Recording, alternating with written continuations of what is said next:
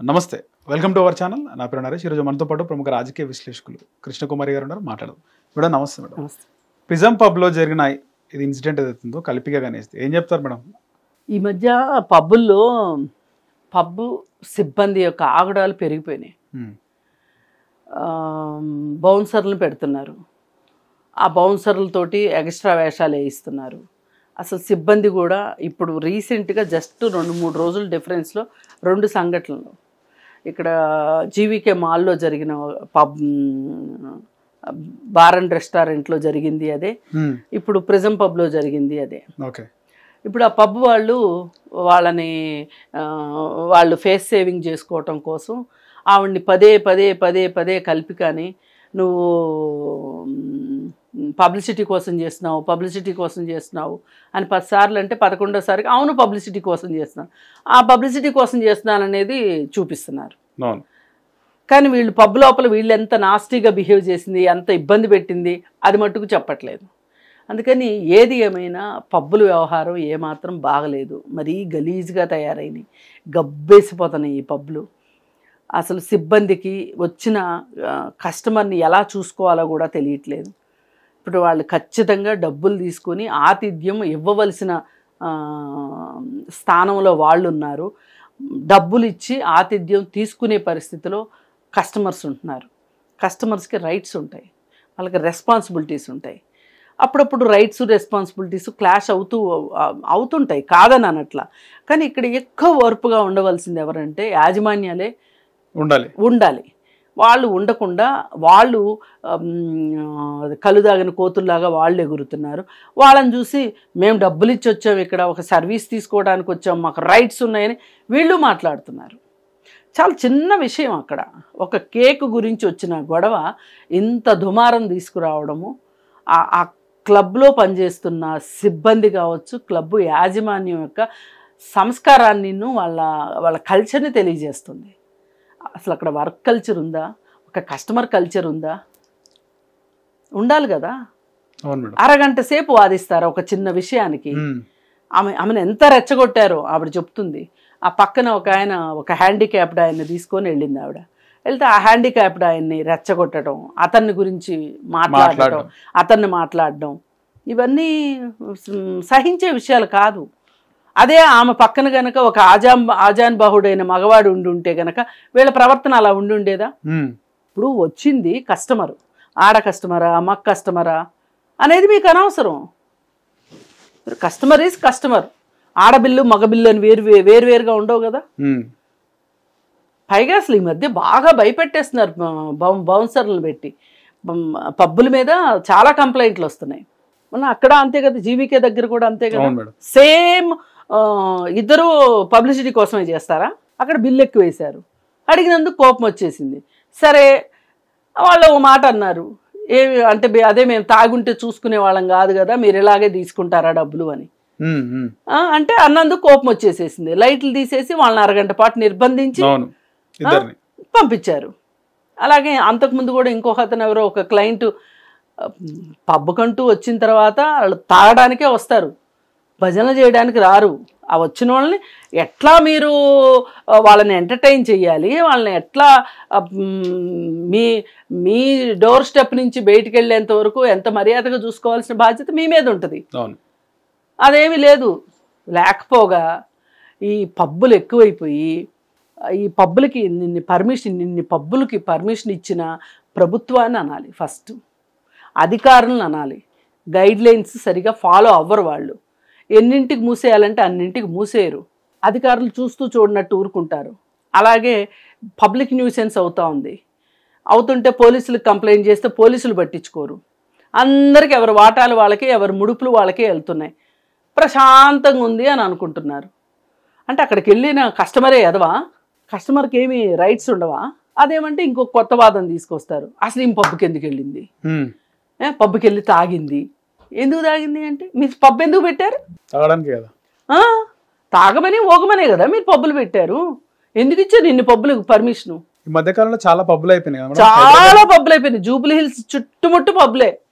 చాలా ఏరియాస్ కూడా పబ్బులు వెలిసినాయి మేడం. అవును, డబ్బులు వస్తాయి కదా. పబ్బు పేరుతోటి గవర్నమెంట్కి ఎంత ఆదాయం వస్తుంది. వాళ్ళ లైసెన్స్ ఫీజు ఎంత, వాళ్ళ జిఎస్టీ ఎంత, వాళ్ళ అదెంత ఇదెంత, మామూళ్ళు అందరికీ మామూళ్ళు ఇచ్చుకోవాలి. మరి ఇవన్నీ మాట్లాడితే ఇంతమంది ఇన్ని తప్పులు చేయగలేంది.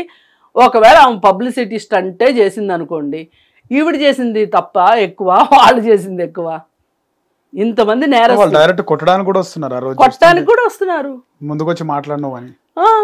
ఇదంతా పబ్లిసిటీ స్టంట్లే అని చాలా ఎకసెకాల కింద మాట్లాడుతున్నారు. కస్టమర్స్ ని కొడతారా కూడా మేడం? కొడతారు. ఒకసారి ఇలాగే తన్నులు తిన్నాడు, నేను మళ్ళీ పోలీస్ స్టేషన్కి వెళ్తే పోలీస్ స్టేషన్లో మళ్ళీ వాడదంతాడు ఎందుకు వచ్చింది అని చెప్పి మళ్ళీ వాళ్ళకి లంచాలు ఇచ్చుకోవాలి, గోలంతా ఎందుకని మూసుకుని ఇంటికి వెళ్ళాడు. అందుకని ఎల్లకండ్రా నాయన, తాక్కండ్రా నాయన, ఓక్కండ్రా నాయన, ఉన్న 4 డబ్బులు జాగ్రత్త చేసుకోండి, రాబోయే కాలం మరీ గడ్డుగా ఉందని చెప్తే వినిసావరు వీళ్ళు. చాలా మందికి ఇది ఒక అలవాటు మేడం, వీకెండ్స్ లో పబ్కి వెళ్ళడం. అదే వాళ్ళు పబ్కి వెళ్ళకపోతే ఉండలేరు, ఎన్ని వేలైనా సరే, 20,000 30,000 వీకెండ్స్. అది మరి గొల్ల చేసుకుంటున్నారు. ఇప్పుడు బుధవారమో ఎప్పుడో ఆడ లేడీస్ కి ఫ్రీ, లేడీస్ నైట్ శనివారం కూడా ఉంటుంది మేడం, లేడీస్ నైట్ ఉండదు. శనివారం రోజు బాగా డబ్బులు సంపాదించే రోజు, ఆ రోజు ఎందుకు ఫ్రీ ఇస్తారు వాళ్ళు? బుధవారం ఎప్పుడో ఫ్రీ ఉంది, ఆ రోజు వెళ్ళి తాగడం నేర్చుకుంటారు వీళ్ళు, ఫ్రీ కదా అని. మిగతా రోజుల్లోనే బాయ్ ఫ్రెండ్స్ తోనో కలిసి వెళ్తారు. ఏదైనా బిజినెస్సే కదా వాళ్ళకి, పబ్బుల వాళ్ళకి. అందుకని ఏదేమైనా సరే కస్టమర్ జేబులు చిల్లులు పట్టడమే కాకుండా వాళ్ళ ఆత్మగౌరవానికి కూడా దెబ్బ తగిలేలాగా ఈ పబ్బుల యాజమాన్యాలు, అంటే వాళ్ళ ఆగడాలు ఎక్కువైపోయినాయి. ఇది మట్టుకు కంట్రోల్ కావాల్సిందే. ఓకే. అలాగే ఇళ్ల పక్కల వాళ్ళకి నేను ఆ జూబ్లీ హిల్స్లో ఉన్న ఆ రెసిడెంట్స్ తరఫు నుంచి కూడా నేను మాట్లాడుతున్నా. వాళ్ళందరూ చాలా చాలా ఇబ్బందులు ఫేస్ చేస్తున్నారు. రాత్రిపూట 3 గంటల వరకు ఎవ్రీడే ఉన్నాయి మేడం లేడీస్ నైట్. లేడీస్ నైట్లు ఉంటాయి కానీ ఫ్రీ ఫ్రీ ఫ్రీ ఒక రోజు ఫ్రీ ఉంటది, తాగినంత తాగొచ్చు, అలవాటు చేసుకుంటారు, తర్వాత మళ్ళీ వెళ్తారు. ఇది అంటే నేను స్వరూపం చెప్పేది ఏంటి అంటే ఈ వ్యాపారము ఈ విధంగా చేయడం వ్యాపారమే, డబ్బులు గుల్ల చేసే వ్యాపారమే, డబ్బులు గుల్ల చేసేదే వ్యాపారం అయిపోయింది. వ్యాపారస్తుడికి వాడు లాభం కోసం చూసుకుంటాడు కదా. ఇప్పుడు 5 రూపాయల సరుకుని 25 రూపాయలకు అమ్ముకుందే వాడికి లాభం రావట్లేదు, ఇల్లే వాళ్ళది బుద్ధి తక్కువతనం. అందుకే మీరు ఇప్పుడు పొదుపు తగ్గిపోయింది, క్రెడిట్ కార్డులు వాడటం ఎక్కువైపోయింది, అప్పుల పాలైపోతున్నారు. ఒక 3 సంవత్సరాలు 4 సంవత్సరాల పాటు ఆడి క్రెడిట్ కార్డు కడితే గానీ ఆడికి బుద్ధి జ్ఞానం రావట్లేదు. ఆడపిల్లలు కావచ్చు, మగపిల్లలు కావచ్చు, ఇలా జేబులు గుల్ల చేసుకుంటున్నారు. అది కూడా అలవాటు అయిపోయింది మేడం, క్రెడిట్ కార్డు కట్టేసి మళ్ళీ తీసుకోవడం. అదే నేను చెప్తున్నా కదా, ఒక మనిషిని వినియోగదారుణ్ణి చేసి పీల్చి పిప్పి చేయడమే వ్యాపార లక్షణం అయిపోయింది, వినియోగదారు సంస్కృతి అయిపోయింది.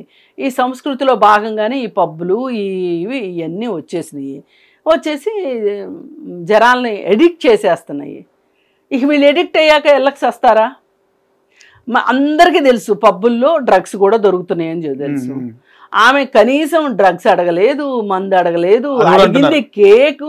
దాని గురించి ఇంతంత గొడవ జరగడం అనేది ఒక రకంగా పబ్బుల్లో ఏం జరుగుతుందో దీన్ని బట్టి అర్థం చేసుకోవచ్చు ఎవరైనా సరే.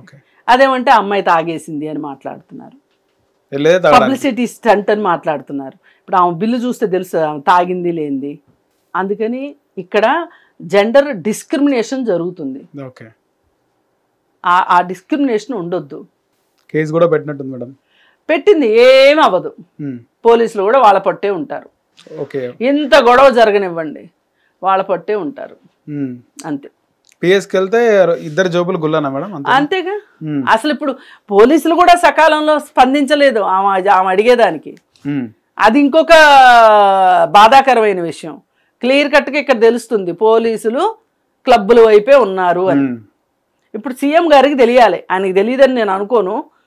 అసలు వీటి మీద ఏం చేస్తారో, అసలు ఎందుకు ఇంత సామాన్యుడిని ఇంత ఒళ్ళు గుళ్ళ చేసి ఆరోగ్యం పాడయ్యి జేబులు గుళ్ళయ్యి ఇలా తిట్లు తిని మర్యాద పోగొట్టుకుని మనశ్శాంతి.